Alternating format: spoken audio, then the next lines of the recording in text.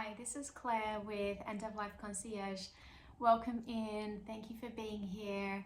This is where I bring through messages to you and from you, and for you from spirit soul groups that are waiting for you on the other side. This channel is dedicated to people who have a terminal diagnosis, who are on their last journey, transitioning from this life to the next, and whose bodies are dying. Like, we never die, our consciousness never dies, but our bodies die. Sometimes they say, Stephen Jenkinson in his book Die Wise says, and even in his film Grief Walker talks about, from birth we are dying. And the moment he realized that by having his children he was also condemning them to death, he was weeping, because that's what happens when we're here, where we're all gonna die eventually. And so what I wanted to do today is read you about an angel from Doreen Virtue's Archangels and Ascended Masters. And I wanted to read, let me have a look. I wanted to read Archangel Gabriel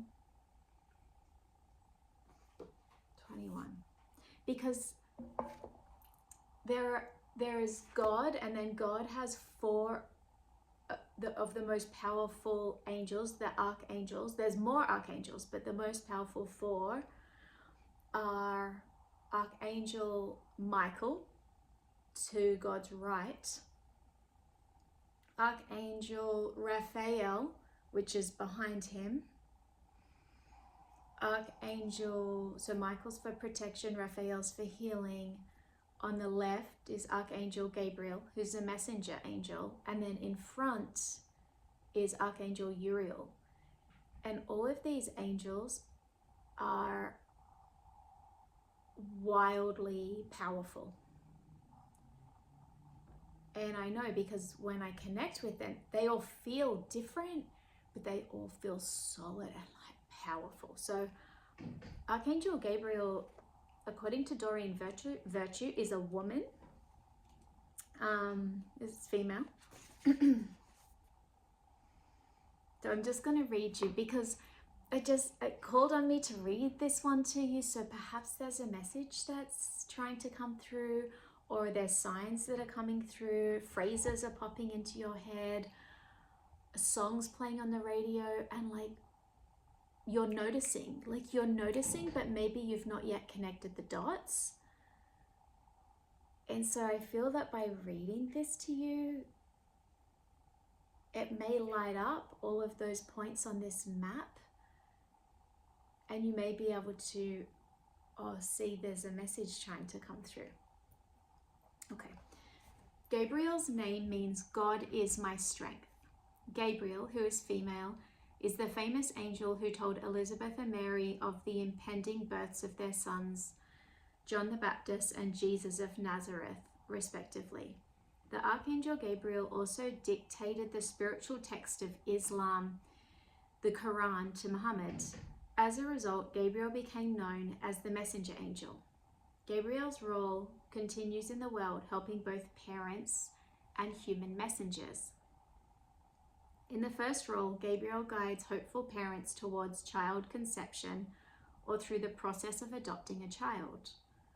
Gabriel gives strength and courage to these parents and helps mums-to-be stay centered in blissful faith to create the best atmosphere for their baby. In the second role, the Archangel helps anyone whose life purpose involves communication. Call upon Gabriel for help, guidance, and agenting if you're an actor, artist, author, dancer, journalist, model, musician, reporter, singer, songwriter, teacher, or anything involving delivering spiritual messages. Gabriel will open doors to help you express your talent in a big way. The Archangel also acts as a coach, inspiring and motivating artists and communicators and helping them to overcome fear and procrastination.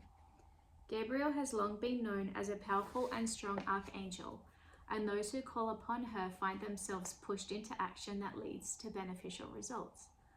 Gabriel's definitely an archangel of action. She says, "I'm here to manage those who speak up and speak out on behalf of societal needs." This process of advocacy is an ancient one, and few things have changed over the course of time, save for some technological advances. In other arenas, though, art and speech have maintained a constant and steady force, lending power to people who desire change and helpfulness. Allow me to open the doors of opportunity for those among you hearing your heart's call to perform, play, create on a wider scale. Helps with adopting a child, artists and art-related projects, child conception and fertility, journalism and writing, television and radio work. Invocation. Before beginning any artistic or communication project, ask Gabriel to guide and oversee your activities by saying aloud or mentally, "Archangel Gabriel, I ask for your presence as I describe the project. Please open my creative channel so that I may be truly inspired. Help me open my mind so that I may give birth to unique ideas. And please help me to sustain the energy and motivation to follow through on this inspiration. Thank you, Gabriel." Okay, so this is wild because I felt like, oh, maybe I should read you a different angel but I just felt that this was the one.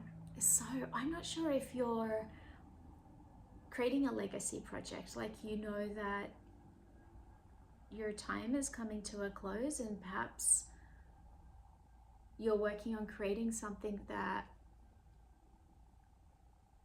people can remember you by, whether it's an I am poem, like writing a poem. It doesn't have to be very long. It can just be like I am, and that's the title, and it can be printed on the back of the brochure, but the booklet at your funeral. Maybe you're, I don't know, maybe this sounds wild, but maybe you're having a conversation now with your partner about conceiving a child or adopting a child before you transition, so that there's part of you there for them to still love. Or maybe your partner's pregnant now and you're panicking or worrying about them, or thinking maybe we should have waited. So just know that Archangel Gabriel is coming to say that you did the right thing. It's perfect, it's beautiful, it's a gift and a blessing. Perhaps this is about communication, and there's something that's been weighing heavy on your heart or heavy on your mind, and you want to clear that energy. Maybe there's somebody that you need to say something to, maybe an apology, maybe you want to clear the air, maybe it would happen so long ago and you haven't spoken to someone and you don't even remember why. Or now when you look at why, it feels like such a tiny reason, but at the time it was a big deal and it really hurt you. And so maybe it's you just wanting to clear the air and communicate. Or you're wondering, you're on the fence. So it's interesting, they say Archangel Gabriel is about action. So once you decide, or you call on her and say, "Dear Archangel Gabriel, please help me to know the right path to take here. Please help me to decide how best to move through this disturbance or this situation, or what the best thing to do is for my soul or my heart." and see what comes through, you know, just notice any synchronicities. You might hear her voice, you might just get a feeling. Sometimes if I can't make a decision and I'm not hearing the voice, I'm not seeing any signs, what I'll do is I'll come up with different ways I could handle the problem. And then I'll pass each of those through myself to see how I feel about each. So I'll be like, oh, I could send this person an email, and then I'll see like, how does that feel? And sometimes I'll be like, if I tighten or it feels heavy, that's a no. If I feel like I open, like if I feel like I open and relax and I feel lighter, that's a yes. And so it's a way to help you make decisions about the next best thing to do, or the right path to take in a situation. And let me just tap in now to see if there's any specific messages that Gabriel has.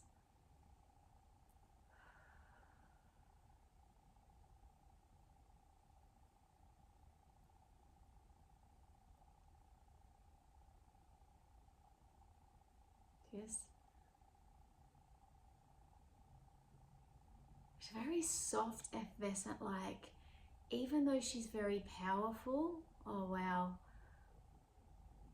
even though she's so powerful, she's so soft and light and effervescent. That's wild that you can be both. You can be both soft and light and powerful.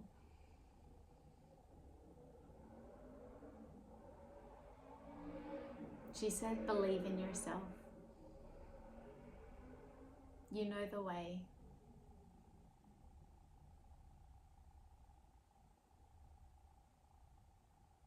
It may be scary, but it should light you up.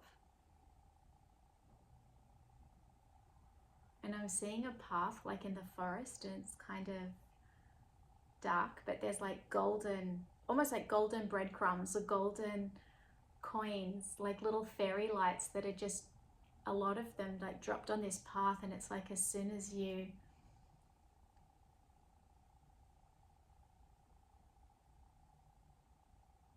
just like believe in who you are and believe you're worthy, and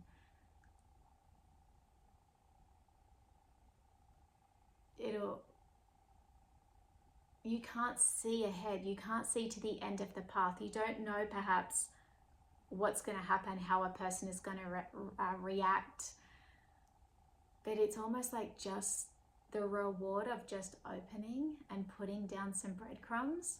You'll feel your own, by just opening and taking the first step, the reward will be that experience. That will be the reward. So it almost doesn't matter what happens next or how a person responds. Say if you're reaching out to someone, or you're writing your poem and you're worried to offend people. I don't know, we always worry we're going to offend people. Or you want to reach out to someone to be your advocate when you can't make decisions for yourself, and you're worried, if I reach out to this person, I'm going to offend this person. And it's like, it doesn't matter. It's your life. They're your choices. It's your wishes. It's your desire to try to repair a relationship. It's your desire to write this poem and use these words. And this is like a letting go. It's like centering in on who you are without the sword. It's like putting down the sword of like trying to fight for who we are, like and protect ourselves and fight. It's like putting down a sword, and it's softening and making a decision from your heart of like, this is who I am, this is my wishes, this is what I would like to express. And just by taking that first action of, I want to reach out to this person to ask them to be my healthcare advocate when I can't make decisions, for example, I'm just going to reach out. because that's true for me. And if other people get offended, then I'm not responsible for everybody's emotions all the time. I'm not like a circus ringmaster. I'm not here to like check every pathway to see who might get offended, where and why. Like, it's okay to like put it all down and let go of the responsibility of everybody else's emotions. And a lot of the time, by following what's true in our heart, something happens where it lessens. I feel like it lessens like the effect, and people can still react, but like at the end of the day, you know, you back yourself 100%, and so it doesn't really matter. We can handle a little bit of resistance or upset, because would we have done it different? Like, is it better to abandon ourselves? Well, then where is our North Star if we put ourselves second for somebody else? Is anybody doing that for us? I don't know if I'm going off a bit of a tangent here. But virtue's important. Like holding true to your virtues, you know? Like clear community, whatever they are. You know, virtues are like kindness, compassion, honesty, integrity. Like doing what you say you're going to do is integrity. Following through, these types of things. Let me see if there's anything else.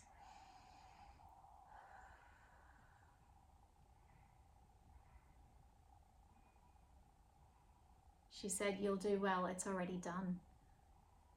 It's almost like just by thinking about it or holding that intention, it's already done. Like the process has already started. Oof, this felt like a big message. Maybe you've already started an adoption process, and then you found out you were sick. And it was like, I mean, make your own decisions, see what resonates, of course, but it's like the process has already started. Like maybe this is meant to be, you know? Maybe it's, you know, when our bodies die and our consciousness lives on and we go up to the next place, we get to look down over the people we love and protect them. So if you're bringing another life into this world, as you're going out, or you're bringing another member into your family, even a pet, it's just another soul to love from above. That's how I see it. That is my belief. All I can share is like my beliefs, and take what resonates and leave what doesn't. I don't know. I'll just ask one more time if there's anything else. I feel like we might be done. She just said, I love you.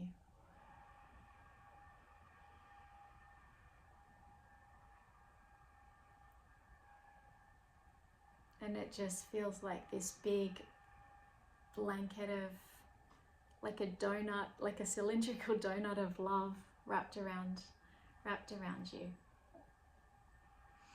And so I hope this message brought you some peace or comfort, or I hope you got something out of it that you find useful. Thank you for being here. Your support means everything. Thank you for your time, your energy, your attention, your love. And until the next message, bye-bye.